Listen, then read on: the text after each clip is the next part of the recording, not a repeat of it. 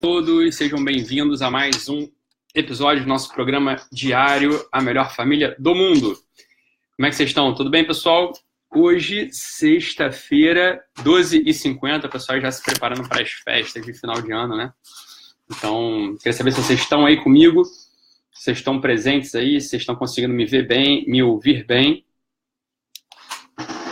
Se vocês estiverem me vendo bem, me ouvindo bem, então me respondam aí, para que a gente possa iniciar aqui a nossa transmissão de hoje com tranquilidade. Camila Rocha está me avisando aqui que está tudo bem com a transmissão. Que bom, Camila, seus docinhos e seu brownie fizeram falta aqui essa semana.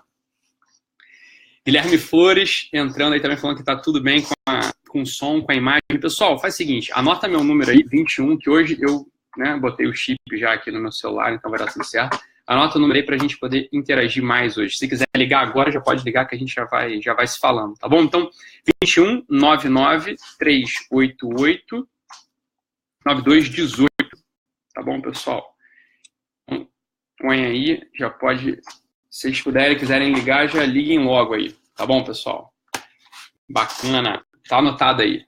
Então, se vocês quiserem ligar, já liguem que vai dar tudo certo. Então, hoje a gente vai falar ainda um pouquinho sobre a questão da palmada, porque uma pessoa fez essa pergunta eu estava falando, dos castigos, das premiações, dos castigos, não conseguimos falar tudo ali, claro, porque não dá para expor todo o tema, não dá para conversar sobre tudo que a gente tem para conversar, então um pouquinho de tempo aqui, que é o tempo dedicado ao nosso programa diariamente, né? Então, lembra, teve um episódio aí do nosso programa que eu falei um pouco sobre castigo, sobre premiação, acabei falando um pouquinho sobre castigo físico. E aí falei en passant, falei rapidamente sobre a questão da palmada. Lembra que eu falei da coisa da palmada, que, enfim, que em outros momentos da história podia ter alguma razão de ser maior do que hoje, porque a sensibilidade humana ela vai mudando, etc, etc. Talvez vocês lembrem disso, talvez sim, talvez não, mas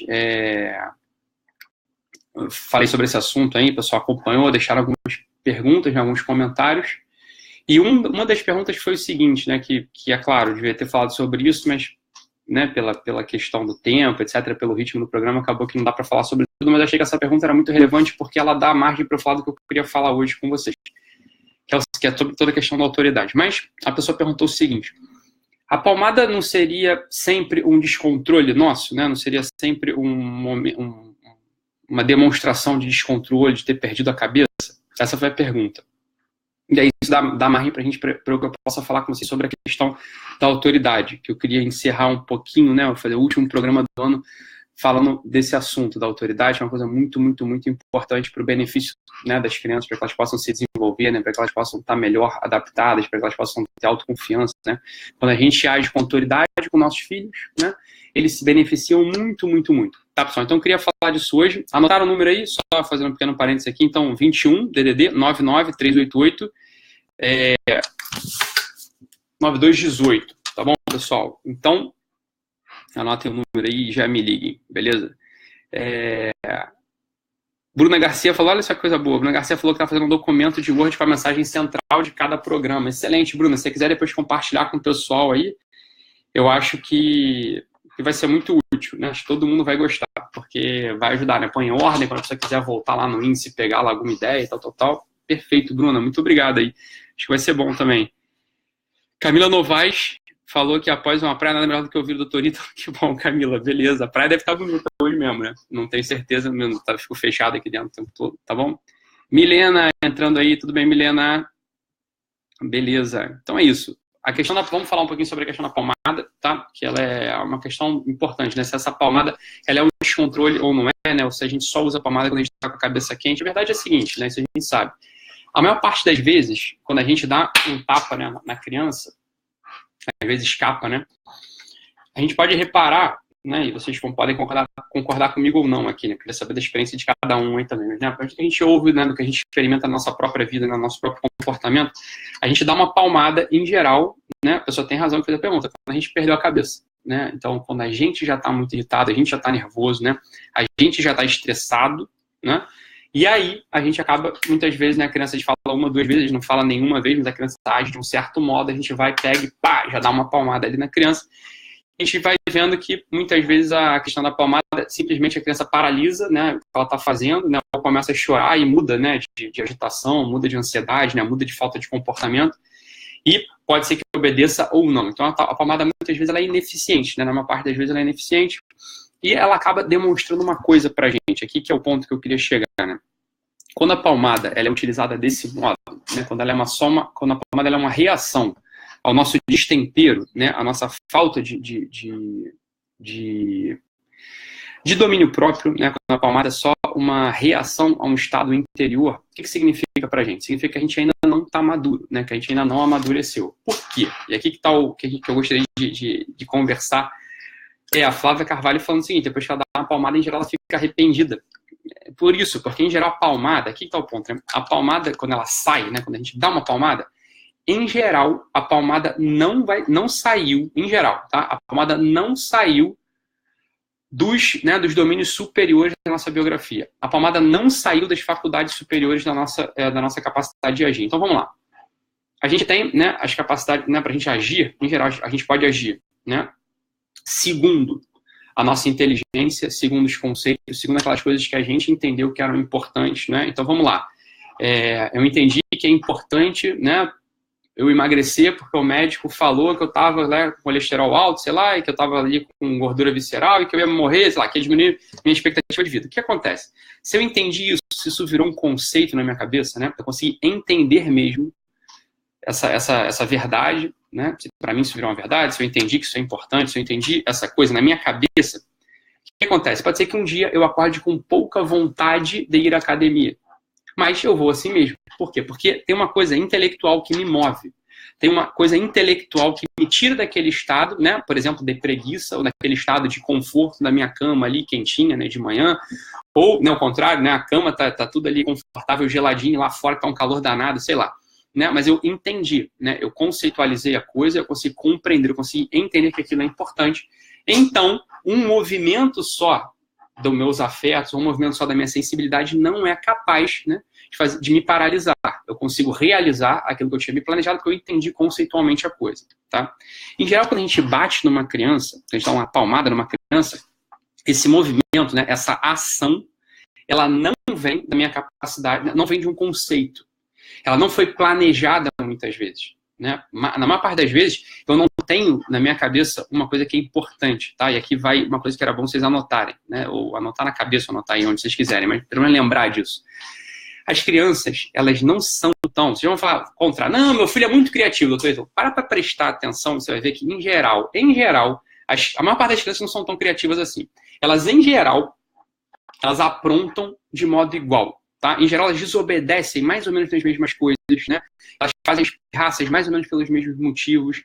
Elas não te obedecem, né? Elas desobedecem quando você manda ela fazer, em geral, a mesma coisa, né? Então, em geral, você vê que tem crianças que são muito boas para almoçar, né? Então não dá um grande problema ali na hora de comer, mas para tomar banho é um inferno. Ou o contrário. Então a criança ela não consegue arrumar direito o quarto, mas ela é boazinha ali para ajudar os irmãos, sei lá.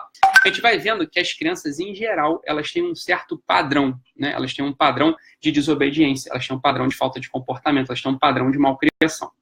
Isso a gente só consegue descobrir se a gente observa. A gente só consegue observar se a gente gasta tempo com nossos filhos. Se a gente não consegue gastar muito tempo com nossos filhos, a gente vai achar que tudo é uma invenção, que tudo é uma novidade, né? Eles estão sempre inventando um novo modo de sacanear a gente, entre aspas aqui, né? Desculpa aí a má palavra, mas eles estão sempre inventando um jeito de tirar a nossa paciência, né? Estão falando de propósito, a gente vai ver que não é nada disso. As crianças têm um padrão, né, de pirraça, tem um padrão de falta de comportamento, e aí a gente poderia, né, sabendo que as crianças têm esse padrão, a gente já poderia ter, né, uma lista de castigos ou de punições, né, ou de correções. Então, por exemplo, sempre que o meu filho, quando eu mandar ele 1 ou 2 vezes arrumar o quarto, eu já sei o que eu vou fazer. Eu já sei como eu vou castigá-lo, ou como eu vou puni-lo, ou como eu vou animá-lo, ou como eu vou estimulá-lo. Depende, né, da coisa. Então, até o seguinte, se a gente não fez essa lista, se a gente não sabe aonde o nosso filho habitualmente erra, onde o nosso filho habitualmente é mal criado, onde o nosso filho habitualmente não nos obedece, se a gente não sabe isso, a gente vai agir, né, na hora, de modo reativo. A gente vai reagir, no final das contas, e isso vai depender de quê?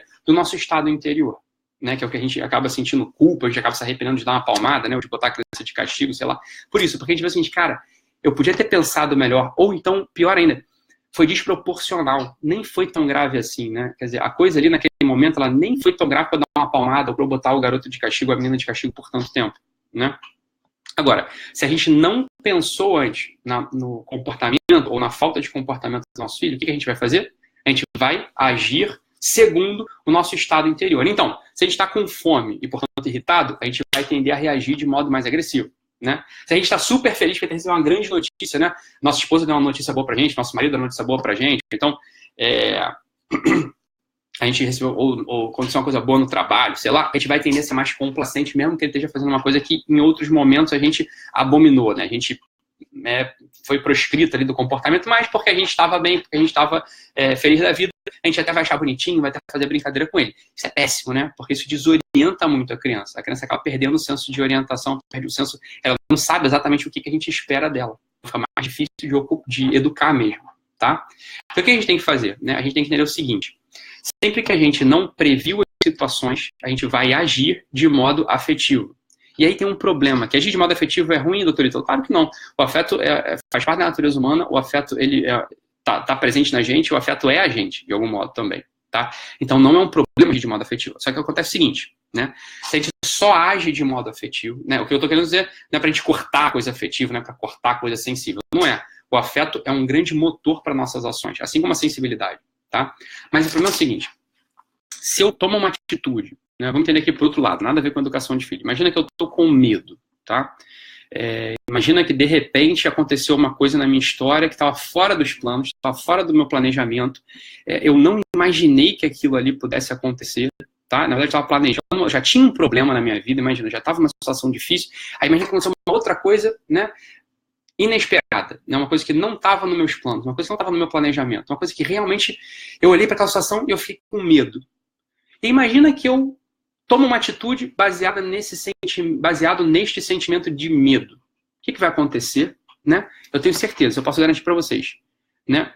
Tomando ou não essa atitude, o medo vai passar, o medo vai embora, porque o medo é um sentimento, né? Os sentimentos, eles não têm uma característica sólida. Os sentimentos, eles são fluidos, tá? Os sentimentos passam. Do mesmo modo que eu tô com medo agora, uma outra coisa, né? Daqui a pouco pode me alegrar, né? Imagina só, receber um beijo de uma pessoa amada, receber um abraço de uma pessoa que eu tenho um grande carinho, receber um telefonema de uma pessoa que eu tô com saudade, pode me tirar daquele estado de medo e me levar para um estado de conforto, né? Para um estado de consolação, para um estado de ânimo, para um estado de entusiasmo, né? Então, o medo, fluidamente, se dissolve e dá lugar a um outro tipo de sentimento no nosso peito. Não é assim que acontece? Agora, veja. Imagina se eu tomo uma decisão drástica ou não na minha vida, uma decisão definitiva ou não na minha vida, baseada no sentimento de medo, o que vai acabar acontecendo comigo? Certamente eu vou me arrepender no momento seguinte. Por quê? Porque eu baseei a minha ação, tá? A minha ação foi baseada num fundamento fluido, num fundamento mutável, num fundamento que não tem forma, num fundamento que vai embora, né? A gente tem que aprender, isso aqui é uma coisa da maturidade. A gente sempre tem que aprender, esse é um exercício diário, né? Todos nós temos que aprender isso. A gente tem que, todo dia, de algum modo, se avaliar nesse sentido. Quais das minhas ações hoje? Importantes ou não, né? A gente, em geral, começa pelas ações importantes. Quais das minhas ações hoje foram baseadas, né, em conceitos que eu elaborei, numa capacidade de esforço que eu fiz na minha inteligência, né? Em conseguir colocar em todo o cenário da minha vida as consequências, repercussões, entende? Daquela decisão, ou quais ações eu tomei baseado no meu estado, né, mais intuitivo, no meu estado, né, não intuitivo, no meu estado, né, de ânimo. Né? Então eu tomei uma decisão porque eu estava irritado, eu tomei uma decisão porque eu estava com fome, eu tomei uma decisão porque eu estava com medo. Né? Só que a gente tem que saber, como eu já disse, relembrando, esses estados de ânimo, eles vão embora, tá? Eles somem. Porque é normal, porque é natural deles, né? Que é natural. Apenas algumas doenças psiquiátricas cristalizam um estado de ânimo, cristalizam um afeto e faz com que a gente haja segundo aquele afeto durante dias e meses, tá? Mas aí a gente está dentro do quadro das manias, né? Que é não mania, mas do quadro das pessoas que a gente chama de bipolares, por exemplo. Né? Então tem um surto maníaco. O que é isso? Um sintoma, né? Um estado afetivo cola, cristaliza e acaba virando um sintoma. Por quê? Porque não é normal alguém agir segundo seus afetos sempre. A gente vai agindo segundo uns afetos, segundo o outro, segundo um que muda, segundo outro que fica, segundo esse que fica já vai embora, tá bom? E as nossas ações vão mudando. Então o que a gente tem que fazer? Né? Como eu falava disso aqui.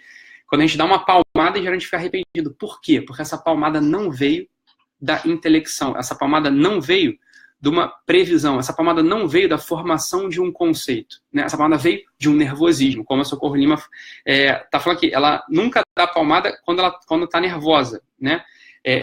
Isso aqui é importante, Socorro. Quando a gente não dá palmada quando a gente está nervoso, em geral, a gente dá a palmada porque a gente entendeu que a palmada é uma forma educativa que vai ser útil para o nosso filho, né? Essa palmada, ela vai ser um recurso importante dentro daquele cenário familiar, dentro da capacidade da criança de entender, né, por que ela está sendo punida daquele modo, né, com castigo físico ou não, tá?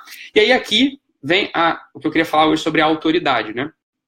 Veja, não há poucas coisas no mundo tiram tanto a nossa autoridade, né, quanto a gente se mostrar, né, frágil nesse sentido. Quanto nossos comandos, quanto a gente demonstrar que nossos comandos são frágeis nesse sentido. Veja, se eu dou uma ordem, ou se eu faço uma ação, né, por exemplo, desse modo aí, imagina que a minha ação é dar uma palmada, que vai ter uma repercussão física, né? Essa palmada é um castigo, né? Essa palmada ela foi usada para punir a criança. Se a criança ela vai entendendo, né, uma vez, ou se ela vai percebendo, melhor dizendo, percebendo, porque eu estou falando aqui de crianças mais pequenininhas, então a criança muito pequenininha tem uma capacidade grande de entender, mas ela tem uma capacidade de perceber, de sentir. Se ela nota que a gente bate, né, porque a gente está alterado, o que ela percebe? Ela percebe, caramba, meu pai, ele não tem, ou minha mãe, ele não tem domínio total das suas ações. O meu pai ou a minha mãe, no limite, não é uma pessoa madura. O meu pai e a minha mãe, no final das contas, acabam agindo que nem eu, que sou uma criança, né? E só tenho a afetividade e a sensibilidade para agir, eu não tenho inteligência, né? Uma criança até 7 anos, como a gente já disse aqui várias vezes, mas é sempre bom repetir, uma criança até 7 anos, ela não tem inteligência amadurecida. Uma criança até 7 anos é um ótimo macaquinho de imitação, né? Falando com todo carinho, mas é o que ela é. Ela imita o que a gente faz e ela age baseado nos seus afetos, né? Ela age baseado na antipatia, na simpatia, na dor, no prazer. É assim que uma criancinha age. A partir dos 6, 7, 8 anos, a criança começa a ter ali na dianteira das ações, começa a formar nela a capacidade de pensar, de inteligir, de formar conceitos, né? De conseguir se mover no mundo abstrato. Tá? Uma criança ela é muito concreta ainda.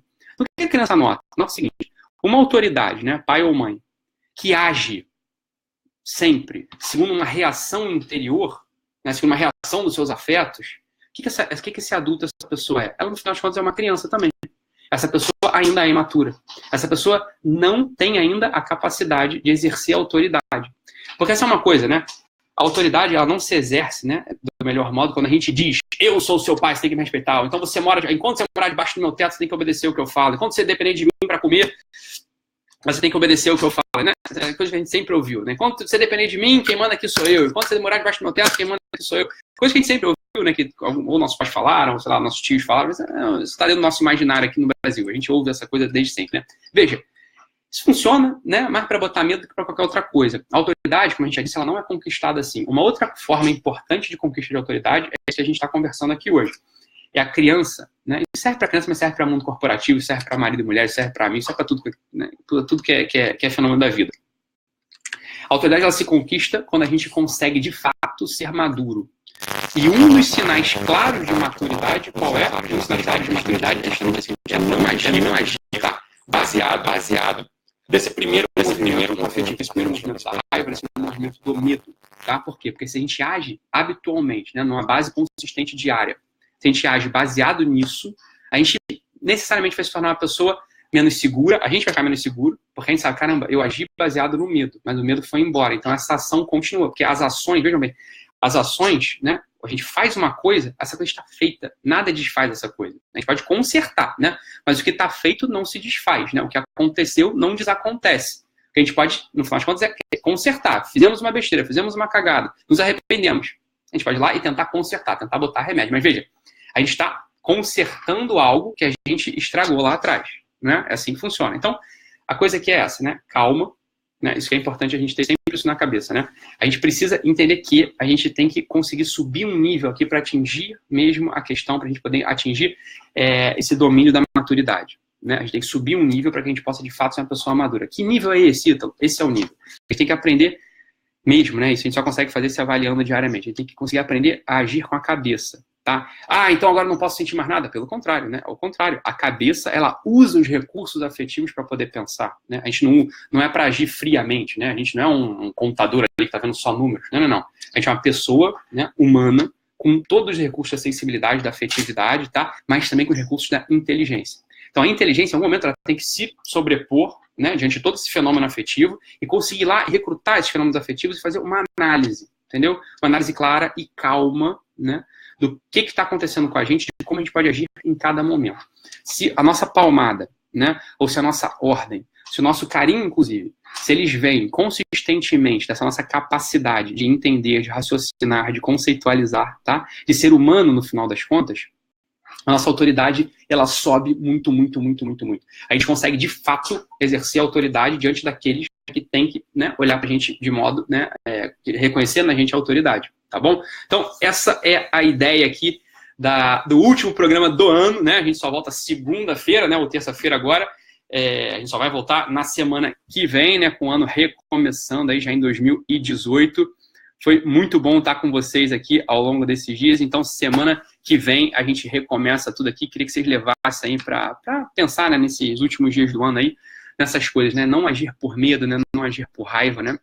Tentar com que a gente consiga subir um grau de maturidade para que a gente possa, de fato, conquistar essa autoridade tão necessária para que nossos filhos obedeçam, para que eles nos amem, para que eles possam se desenvolver de modo mais pleno. Tá bom, pessoal? Desejo tudo de bom para vocês aí nessa virada.